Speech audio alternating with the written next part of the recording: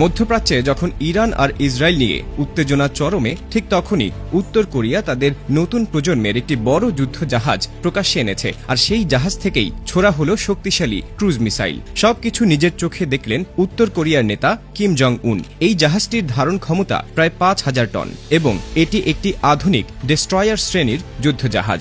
উত্তর কোরিয়ার পশ্চিম উপকূলে থাকা নামপো শিপইয়ার্ড এলাকায় এই জাহাজের বিভিন্ন সামরিক সক্ষমতা পরীক্ষা করা হয়েছে। পরীক্ষার সময় জাহাজটি এখনও আনুষ্ঠানিকভাবে নৌবাহিনীতে অন্তর্ভুক্ত করা হয়নি, তবে যুদ্ধের আগে সব ধরনের প্রযুক্তি ও অস্ত্র ব্যবস্থা ঠিকভাবে কাজ করছে কিনা তা যাচাই করার জন্যই এই পরীক্ষামূলক কার্যক্রম চালানো হয়েছে। এই পরীক্ষার সবচেয়ে গুরুত্বপূর্ণ অংশ ছিল জাহাজ থেকে কৌশলগত ক্রুজ মিসাইল উৎক্ষেপণ। এই মিসাইলগুলো সমুদ্র থেকে ছুড়ে স্থলভাগের লক্ষ্যবস্তুতে আঘাত হানতে পারে। উত্তর কোরিয়ার রাষ্ট্রীয় সংবাদ মাধ্যম দাবি করেছে, পরীক্ষায় ছোড়া মিসাইলগুলো নির্ধারিত লক্ষ্যবস্তুতে সফলভাবে আঘাত করেছে। এর মাধ্যমে তারা দেখাতে চেয়েছে যে তাদের নতুন যুদ্ধজাহাজ শুধু বড় নয়, বরং প্রযুক্তিগত দিক থেকেও বেশ শক্তিশালী। সামরিক বিশেষজ্ঞদের মতে, যদি এই ধরনের যুদ্ধজাহাজ নিয়মিতভাবে ব্যবহার করা হয়, তাহলে উত্তর কোরিয়ার সমুদ্রভিত্তিক আক্রমণ সক্ষমতা অনেক বেশি শক্তিশালী হয়ে উঠবে। পরীক্ষা শেষে কিম জং উন বলেন, এই নতুন যুদ্ধজাহাজ উত্তর কোরিয়ার সামুদ্রিক প্রতিরক্ষার একটি নতুন প্রতীক। তার মতে,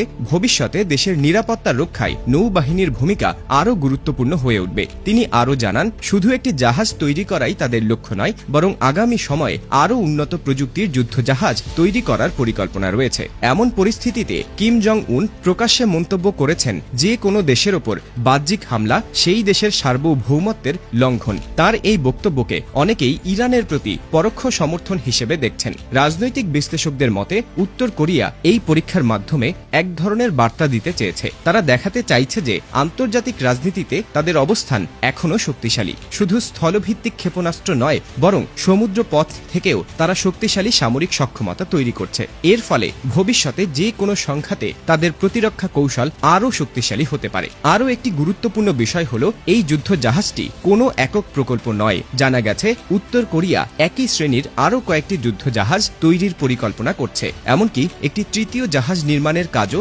ইতোমধ্যে শুরু হয়েছে বলে বিভিন্ন আন্তর্জাতিক প্রতিবেদনে উল্লেখ করা হয়েছে। কিম জং উন ভবিষ্যতে নৌবাহিনীকে আরও আধুনিক করার কথা বলেছেন। তিনি ইঙ্গিত দিয়েছেন যে আগামী সময়ে উত্তর কোরিয়ার নৌবাহিনীকে এমন একটি নৌবাহিনীতে রূপান্তর করা হতে পারে যা পারমাণবিক অস্ত্র বহন করতে সক্ষম হবে। বিশেষজ্ঞদের মতে, এতদিন উত্তর কোরিয়া মূলত স্থলভিত্তিক ব্যালিস্টিক মিসাইল এবং সাবমেরিনের ওপর নির্ভর করত, কিন্তু বড় ডেস্ট্রয়ার যুদ্ধজাহাজ যুক্ত হলে সমুদ্র পথ থেকে দূরপাল্লার আক্রমণ চালানোর ক্ষমতা অনেক বেড়ে যাবে। এর ফলে পূর্ব এশিয়ার নিরাপত্তা পরিস্থিতি আরও জটিল হয়ে উঠতে পারে। বিশেষ করে দক্ষিণ কোরিয়া, জাপান এবং যুক্তরাষ্ট্রের মতো দেশগুলো এই ধরনের উন্নয়নকে খুব গুরুত্ব দিয়ে পর্যবেক্ষণ করছে। আন্তর্জাতিক রাজনীতির ইতিহাস বলছে, যখনই বিশ্বের কোনো অঞ্চলে উত্তেজনা বাড়ে, তখন অনেক দেশ নিজেদের সামরিক শক্তি প্রদর্শনের মাধ্যমে বার্তা দিতে চায়। উত্তর কোরিয়ার এই পদক্ষেপও অনেকটা তেমনই বলে মনে করছেন বিশ্লেষকরা। তারা মনে করেন, এটি একদিকে যেমন দেশের অভ্যন্তরীণ শক্তি প্রদর্শনের অংশ,